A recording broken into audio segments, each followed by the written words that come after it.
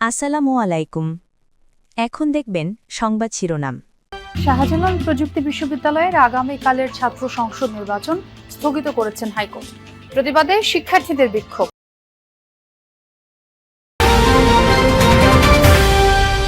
জামালপুরে বিএনপি জামায়াতের বেশিরভাগ প্রার্থী নিজেদের তুলনায় ধনী দেখিয়েছেন স্ত্রীদের। হলফনামার বিবরণ বাস্তবতার বিপরীত বলছেন সচেতন নাগরিক। সাভারে পরিত্যক্ত কমিউনিটি সেন্টার থেকে 2 জনের পোড়া মরদেহ উদ্ধারের ঘটনায় ভবঘুরে গ্রেফতার। আরও 4টি হত্যাকাণ্ডে সম্পৃক্ততার দাবি। অন্তর্বর্তী সরকারের সময় শুরু হচ্ছে না তিস্তা মহাপরিকল্পনার কাজ, জানালেন পরিবেশ উপদেষ্টা। চীনা রাষ্ট্রদূত সহ রংপুরে তিস্তা অববাহিকা পরিদর্শন। এতক্ষণ দেখছিলেন সংবাদ শিরোনাম, এখন দেখবেন বিস্তারিত। আগামীকালকের শাহজালাল বিজ্ঞান ও প্রযুক্তি বিশ্ববিদ্যালয়ের কেন্দ্রীয় ছাত্র সংসদ নির্বাচন স্থগিত করেছেন হাইকোর্ট। 4 সপ্তাহ পর জাতীয় নির্বাচন হয়ে গেলে শাকসু নির্বাচনে কোনো বাধা নেই বলেও জানায় হাইকোর্ট। সোমবার বিচারপতি ফাহমিদা কাদের ও বিচারপতি মোহাম্মদ আসিফ হাসানের হাইকোর্ট বেঞ্চ এই আদেশ দেন।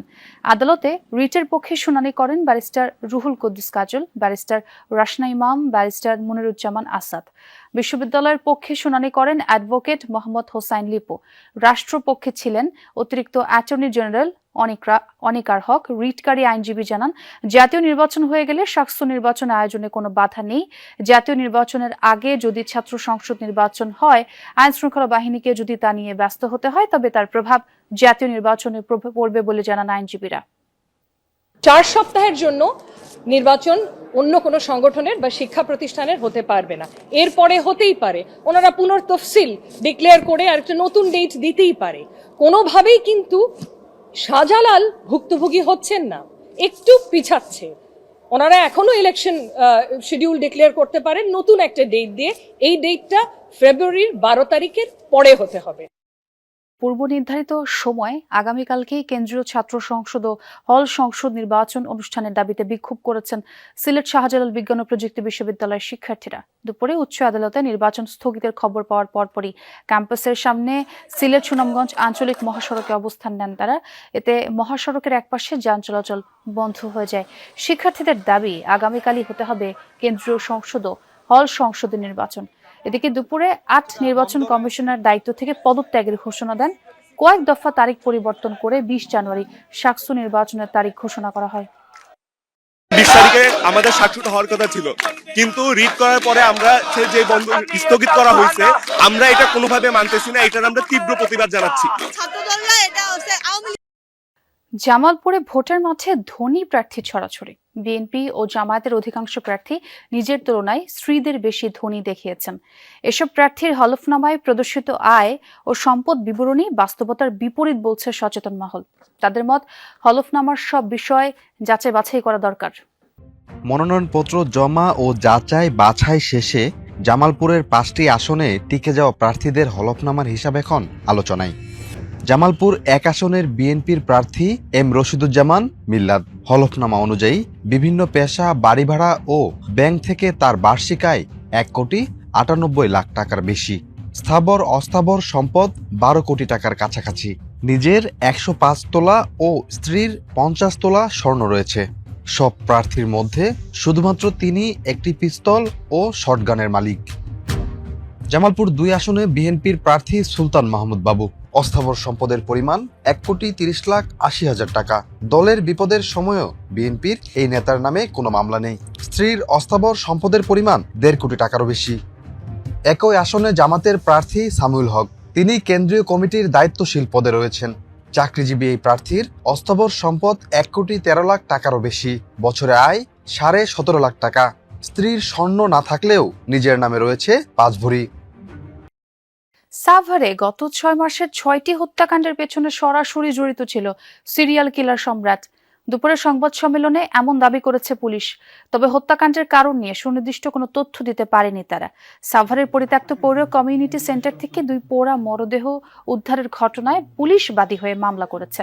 মামলায় গ্রেফতার দেখিয়ে সিরিয়াল কিলার দাবি করা সম্রাটকে সকালে আদালতে পাঠায় পুলিশ। আসামির 10 দিনের রিমান্ড চাওয়া হয়েছে। এর আগে রোববার বিকেলে থানা রোড এলাকা থেকে ভবঘুরে সম্রাট হোসেন ওরফে কিং খানকে গ্রেফতার করা হয়। পুলিশ জানায় সে থানা রোডে বিভিন্ন এলাকায় ঘুরে বেড়াতো, রাতে থাকতো পরিত্যক্ত ওই ভবনে। স্থানীয়রা তাকে পাগল বলেই জানত। রোববার কমিউনিটি সেন্টারটি থেকে 2 জনের পোড়া মরদেহ উদ্ধার করা হয়। নিহতদের পরিচয় এখনো জানা যায়নি। এই নিয়ে গেল 6 মাসে ভবনটি থেকে উদ্ধার হলো 5টি মরদেহ। পুলিশের দাবি এলাকায় ঘটা আরও একটি হত্যাকাণ্ড সহ মোট 6টি হত্যায় জড়িত থাকার তথ্য দিয়েছে সম্রাট। কয়েকটি সিসিটিভি ফুটেজ পর্যালোচনার পর তাকে গ্রেফতার করা হয়েছে। আদালত যদি আমাদের রিমান্ড মঞ্জুর করে সেক্ষেত্রে হয়তো জিজ্ঞাসাবাদে বাকি অংশ, যে উদ্দেশ্য কি, আরো কেউ জড়িত আছে কিনা এবং এই ধরনের ঘটনা অন্য কোথাও সে ঘটিয়েছে কিনা, এই বিষয়গুলো আমরা পরবর্তীতে জানতে পারব। ফরিদপুরে একটি ফিলিং স্টেশনে হানা দিয়েছে ডাকাত দল। ভোরে সদরের মুন্সিবাজারে ইউনাইটেড ফিলিং স্টেশনে হামলা চালায় সংঘবদ্ধ ডাকাতরা। ম্যানেজার জানান, একদল ডাকাত দক্ষিণ দিক থেকে এসে 2 কর্মচারীকে অস্ত্রের মুখে জিম্মি করে। পরে ক্যাশ রুমের তালা ভেঙে নগদ প্রায় 2 লাখ টাকা, মোবাইল ফোন সহ মূল্যবান সামগ্রী লুট করে পালিয়ে যায়। খবর পেয়ে ঘটনাস্থলে যায় পুলিশ। আর এই ব্যাপারে আইনগত ব্যবস্থা নেওয়ার কথাও জানিয়েছেন কর্মকর্তারা। অন্তর্বর্তীকালীন সরকারের মেয়াদে শুরু হচ্ছে না তিস্তা মহাপরিকল্পনার কাজ, তবে হতাশা ছড়ানো যাবে না মন্তব্য করেছেন পানি সম্পদ উপদেষ্টা রিজওয়ানা হাসান। আর চীনা রাষ্ট্রদূত ইয়াও ওয়েন বলেছেন, প্রকল্পের উচ্চতর যাচাই বাছাই কার্যক্রম চলমান, যত দ্রুত সম্ভব সেটি বাস্তবায়ন করা হবে। এই ঘোষণায় আশাহত তিস্তা পারে মানুষ। এই সরকারের সময়ই কাজ শুরু না হলে পরবর্তীতে অনিশ্চয়তার আশঙ্কা নদী আন্দোলনকারীদের। তিস্তা মহাপরিকল্পনা প্রকল্প বাস্তবায়নের অংশ হিসেবে অববাহিকা পরিদর্শনে পানি সম্পদ উপদেষ্টা সৈয়দা রিজওয়ানা হাসান ও চীনা রাষ্ট্রদূত ইয়া ওয়েন সোমবার সকালে তারা রংপুরের কাউনিয়ায় তিস্তা সড়ক সেতু পয়েন্টে আসেন। সেখানে পানি উন্নয়ন বোর্ডের কর্মকর্তারা বর্তমান তিস্তার অবস্থা সম্পর্কে অবহিত করেন তাদের। পরে তারা রেলওয়ে সেতু পয়েন্ট থেকে একটি স্পিডবোটে নদীর বিভিন্ন অংশ ঘুরে দেখেন। এরপর যান তালুক শাহবাজ পয়েন্টে। সেখানে পরিদর্শনের পর তীরবর্তী এলাকার মানুষের সাথে কথা বলেন। পরিদর্শন শেষে চীনা রাষ্ট্রদূত বলেন, প্রকল্পের যাচাই বাছাই চলমান, যত দ্রুত সম্ভব আনুষ্ঠানিকতা শেষ করবে তার দেশ। দ্রুত সময়ের মধ্যে সব ধরনের পর্যবেক্ষণ শেষে কাজ শুরু করতে পারবো বলে আমরা আশাবাদী। আমরা প্রকল্পটি যাচাই বাছাই করছি, একটি টেকসই সমাধান খুঁজছি। প্রকল্প বাস্তবায়নে সব ধরনের সহায়তা আমরা দিয়ে যাচ্ছি। তারিখ ঘোষণার পরও কেন শুরু হচ্ছে না প্রকল্পের কাজ, ব্যাখ্যা দেন উপদেষ্টা। এটা যাচাই বাছাই প্রক্রিয়াটা শেষ না হওয়া পর্যন্ত এটা শুরু করা যাচ্ছে না, কিন্তু কোনোভাবেই হতাশা ছড়ানো যাবে না, কারণ উনি এই প্রকল্পটা করার ব্যাপারে চীন সরকার, বাংলাদেশ সরকার উভয়ই প্রতিশ্রুতিবদ্ধ। উপদেষ্টা ও রাষ্ট্রদূতের এই